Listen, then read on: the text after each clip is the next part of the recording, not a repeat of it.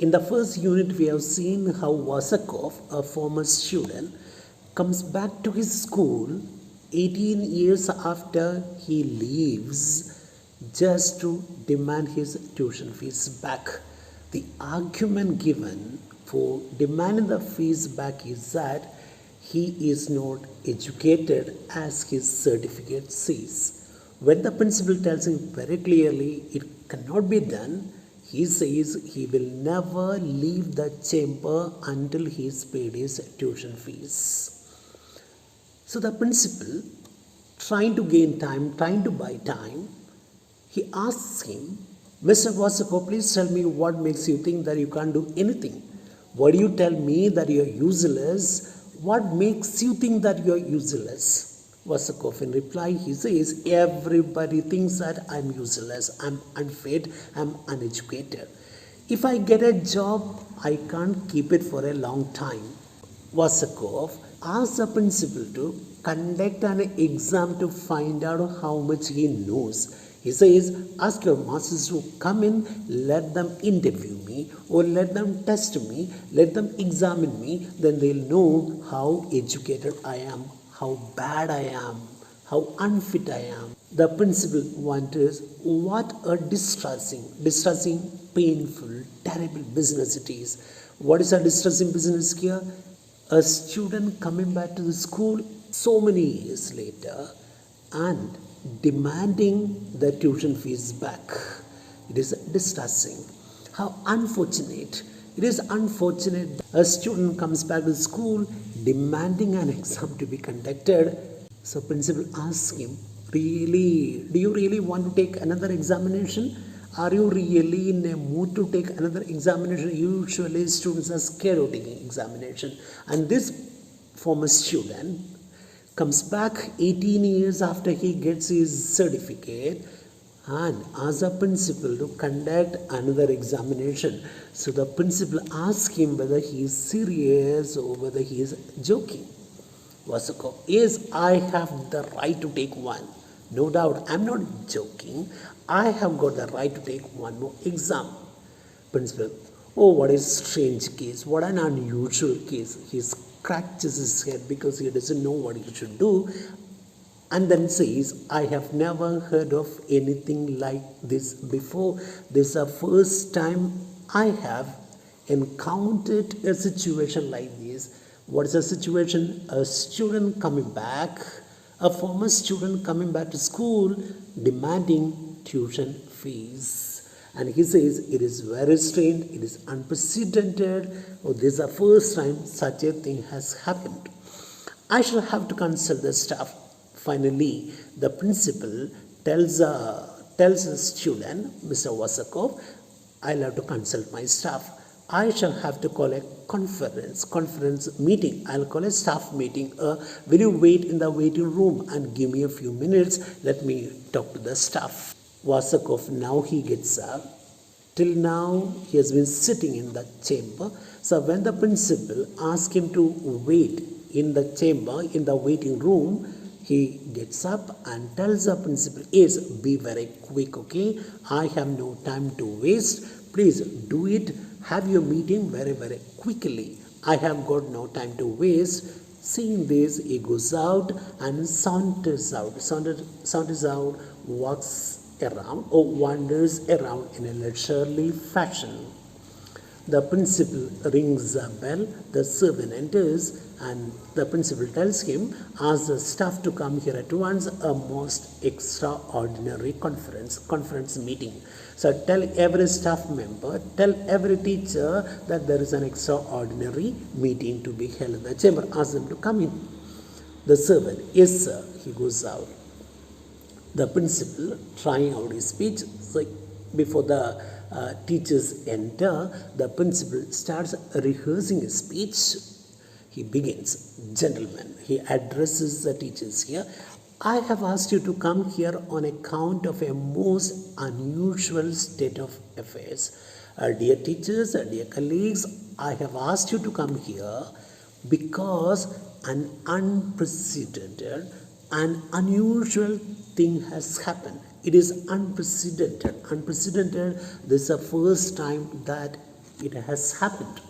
In the 30 years that I have been a schoolmaster, I have never heard of anything like it. I've been a teacher for the last 30 years. I have never faced this kind of a terrible, distressing situation. This is the first time. Never, so long as I live, shall I expect to hear of anything like it again.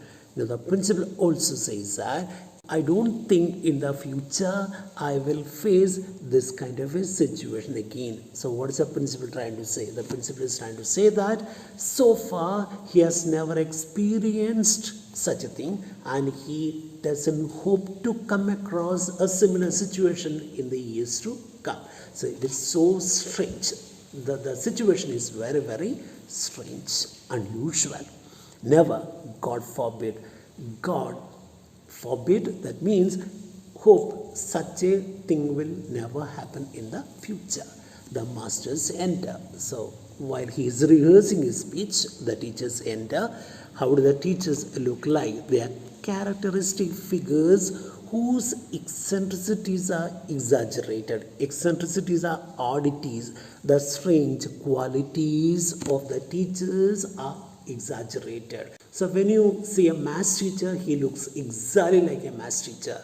When you see a physics teacher, he looks exactly like a physics teacher. How does it happen? It happens because their eccentricities are exaggerated. And he addresses the teachers, gentlemen, I have asked you to come here on account of a most unusual state of affairs. Sit down, gentlemen. I shall begin the meeting. I shall open the conference. It is unprecedented. It is incredible, unbelievable, fantastic. A former student has just come to see me, an individual named Wasakov. He brought up a question which I have never encountered in my many years of experience. So he tells the teachers that for the first time in his career life, he has encountered a strange, unusual situation. What is the situation? A former student has come back to school demanding his tuition fees back. He brought up a question which I have never encountered in my many years of experience. What is the question? Demanding the tuition fees back, saying that he is not educated.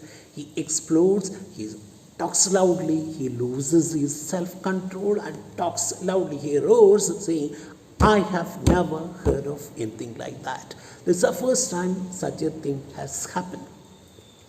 Then the maths teacher, okay, tell us about it. What is it? What is the case? Why? Principal. Because he has lost his job. Now the maths teacher asks, why does he want his tuition fee back? The principal says he is demanding his tuition fees back because he has lost his job. And he says he is broke. Financially, he is broke. That means he says he has become a pauper. He has become bankrupt. So he wants his money back. Because he is an ass. Because he is incompetent, he is useless. So these are the reasons given by Wasakov. First one, he has lost his job. So he wants a tuition fees back. Second reason, he is financially broke. He has become bankrupt. And third one, he is quite useless as a donkey. I should be glad to have you express your views on this unparalleled case. Unparalleled, which has no parallel, which has no comparison. And he says, I should be very happy to receive your comments on this strange, unusual, unprecedented, unparalleled case. The physics master says, gentlemen, the case is natural. Now the physics teacher begins speaking, and what does he say? Oh, this case is natural. The law of conservation of energy proves that any given student will lose in any given period as much knowledge as a teacher can give him, drill into his head in another period of duration. So how does a physics teacher comment on what is happening? The physics teacher speaks exactly like a physics teacher, and he talks about the laws of conservation of energy which he teaches in the subject of physics. So he is speaking about physics itself, and he says the law of conservation of energy proves that any given student will lose as much knowledge as he gains in another period of duration. Suppose a student learns something today, taking 6 months. After so many years later, in 6 months period duration, he will lose what he learns in the past. So it is a law of science, it's a law of physics. See what it says. Then history teacher, just like the physics teacher, history teacher talks about history, physics teacher talks about physics, and history teacher relates what is happening to history. And he says, come on, there is nothing like it in the history of civilization, because history teacher deals with civilization, history of civilization. So he says, I have never come across such a case in the history of civilization.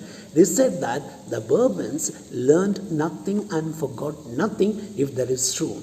What the physics teachers say? The physics teacher has said that the law of conservation of energy says that what is gained will be lost later.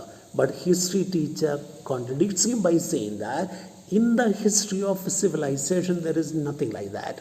It is said that there was a dynasty called Bourbons which ruled in Spain. It is said that Bourbons, the dynasty, people who belonged to the great dynasty, learned nothing and forgot nothing. So he is trying to tell the physics teacher that he is wrong. Then the physics teacher says, oh, come on, the law of conservation of energy. He argues with the history teacher by saying that what he said is right. So the two of them argue. Then the math teacher intervenes, saying that does he want the amount with simple or compound interest? Now the math teacher pitches in by asking a question whether the student wants his tuition fees back with simple interest or compound interest. So he speaks exactly like a math teacher. Geography teacher joins the conversation by asking, where is this fellow? A geography teacher naturally will ask this question, where is it? If you talk about a country, if you talk about a place, a geography teacher is bound to ask, where is that place? Where is it? So he's asking the question, where is that fellow anyhow? The principal says, he's waiting outside. He wants to be re-examined. He says he learned nothing. So the principal says he is waiting in the waiting room. I have asked him to wait there.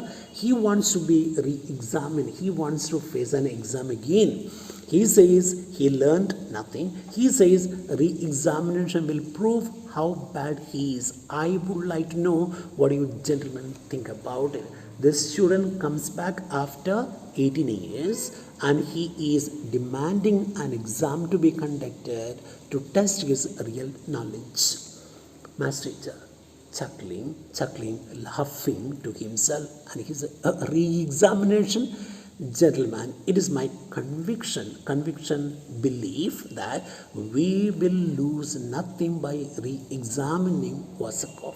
Math teacher naturally is very intelligent, very shrewd, and he tells everybody, gentlemen, in my opinion, we are not going to lose anything by conducting a re-examination. That can easily be done. If he fails, he will place us in an awkward position. Suppose in the re-examination, if the student fails, then we will be in an awkward position, embarrassing position. Therefore, we must not fail him. It is very, very easy for us to pass him. So if he fails, he will succeed, we will lose. So we should see that he gets pass marks.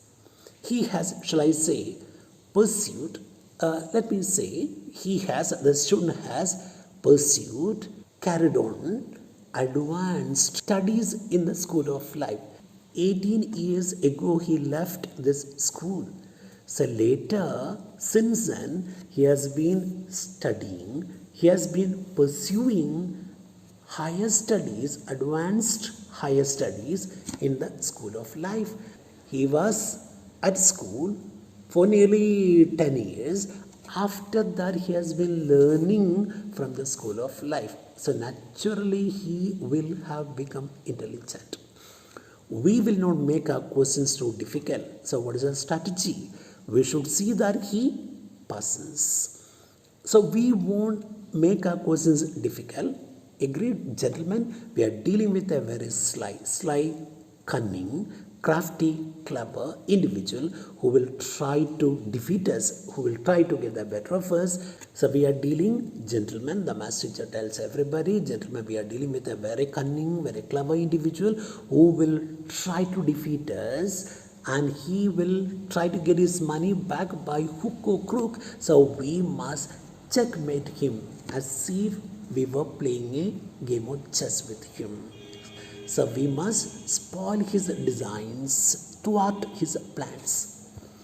Now physics master say, how do we do that? Master teacher, by sticking together. We must support one another. There are so many teachers here. We should support one another. The object is to prevent him from failing. So what is the object? Object, purpose. What is our object? Our object is to prevent him from failing, because if he fails, he succeeds. If he fails, then he'll try to get his money back. Then he'll succeed. So our object is to pass him. If he passes, he fails. If he fails, he passes. That we must stop. What should we stop? We must stop him from failing. If he fails, tomorrow there will be 2 more students. Suppose Vasakov today fails in the exam and gets his money back, tuition fees back. Tomorrow 2 more students will come back to the school demanding their fees. The next day there will be a dozen, and it will go on like that. One day we'll have to close down the school.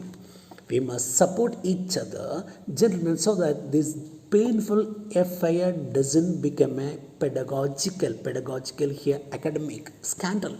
So if so many students keep coming back to the school to get their tuition fees back, it will become a scandal, it will become a gossip related to academics, related to teaching.